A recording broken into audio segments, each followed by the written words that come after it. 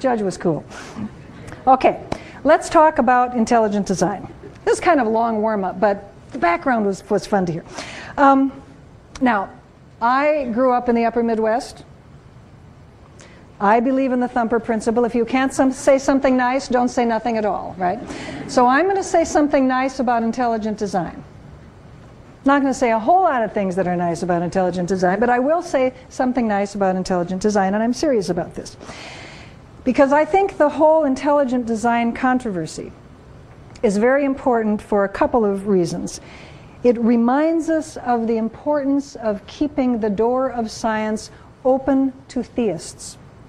I'll talk a little bit later on about the cultural renewal part of intelligent design, and the motivation for this anti-evolution position largely is the idea that science means God had nothing to do with it.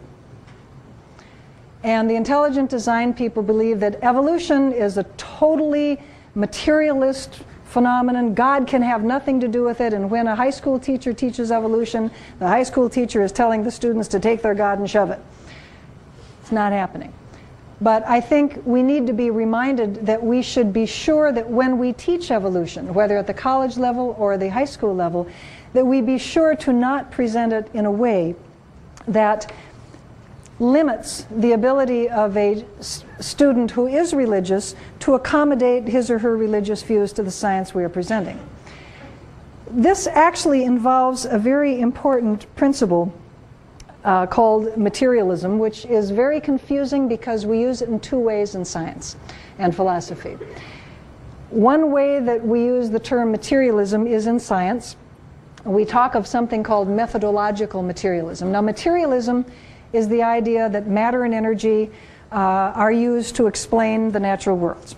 And in science, this is a methodology. We restrict ourselves to natural cause. Science is a limited way of knowing, I like to tell people. We are limited to explaining just the natural world. We're not telling you how to treat each other, morals and ethics. We're just trying to explain the natural world, and we limit ourselves to natural cause. The reason we limit ourselves to natural cause, to methodological naturalism, is not because all scientists are atheists, because they aren't. The reason we limit ourselves to natural cause is because the essence of science is testing ideas against the natural world. Just because an idea sounds good doesn't mean you accept it. You have to test it. An essential part of testing, as you learned in 7th grade, is to hold constant certain variables so that you can see the effect of changes and see whether your explanation really is the one that explains the phenomenon you're trying to explain. You have to hold constant, we call that control, don't like that term, but holding constant certain variables is very important in being able to test a theory, test a hypothesis. If there is an omnipotent force in the universe, you cannot hold its actions constant. God, please don't act on these 2 cornfields. I want to make sure that it's the fertilizer that makes it grow. You can't put God in a test tube, right? You cannot test explanations involving supernatural cause, involving an omnipotent cause, because any outcome you get is compatible with the actions of that omnipotent cause. That's what omnipotence is all about. It's very useful. But because of that, because we can't test statements about God's actions, we just leave them out of science. But as my friend Robert Pennock said, another Michigan scholar, to say nothing of God is not to say that God is nothing. When we talk about cell division in biology, we don't say, here are the enzymes that cause the chromosomes to line up in the midline, and God had nothing to do with it. And here are the enzymes that form the spindle fibers, and God had nothing to do with it. And here are the enzymes that make the cell break apart, and God had nothing to do with it. Of course not.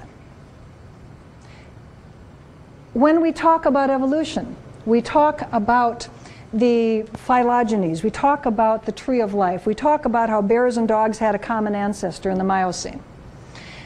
We're not saying, and God had nothing to do with it, because we don't talk about God acting or not acting when we're wearing our scientist hat. If as a religious individual you want to believe that God wanted bears and dogs to emerge out of a common ancestor, there's nothing in science that's going to say you can't say that. But there's nothing in science that you can use to test that either. And it's not a scientific idea because it's not testable. Okay? That's methodological materialism or methodological naturalism. There's also something called philosophical materialism. This is a philosophical view, not a scientific view, that says matter and energy is it, folks. There is no God, there are no ancestor spirits, there's no supernatural whatsoever. Matter, energy, and their interactions is all that the universe is composed of. This is a philosophical view. It's held by a lot of people, but it is not a view that is compelled by science. Okay? I happen to hold that view, but I can't say that science proves that point of view. I have to say I hold that view because of my own particular background and what I think about reality. But a theist can look at the same empirical evidence that I look at, and given his particular philosophical view, see the hand of God and so forth. I don't.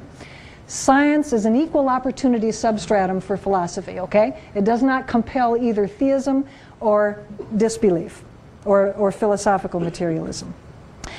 But there are a lot of scientists around who kind of get this mixed up.